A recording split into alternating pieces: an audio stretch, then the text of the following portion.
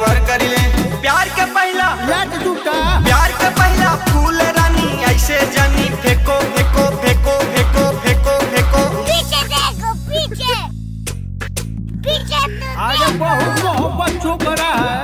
अरे बहुत पिटाओगे बेटा। अरे इसे बच के रहो रे बेहुदा, इसे बच के रहो।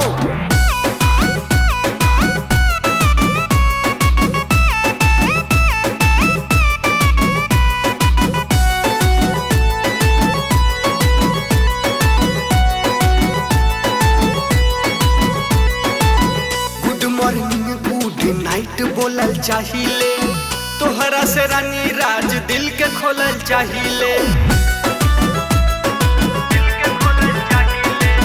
गुड मॉर्निंग गुड नाइट बोलल चाहिए, तोहरा से रानी राज दिल के खोलल चाहिए।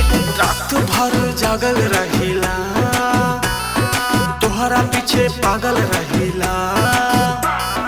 रात भर जागल रहिला, तोहरा पीछे पागल रहिला। कर कबूल अरे ना मनबो करो कबूल न दिलवा अपना तवा पे तुम Seiko Seiko Seiko Seiko Seiko Seiko. पीछे देखो पीछे पीछे तो देखो।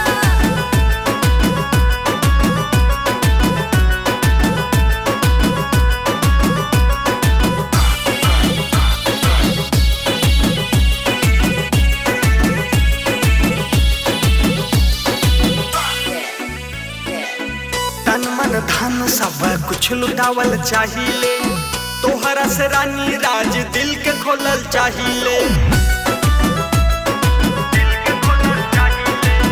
तन मन धन सब कुछ लुटावल चाहिए, तोहरा से रानी राज दिल के खोलल चाहिए।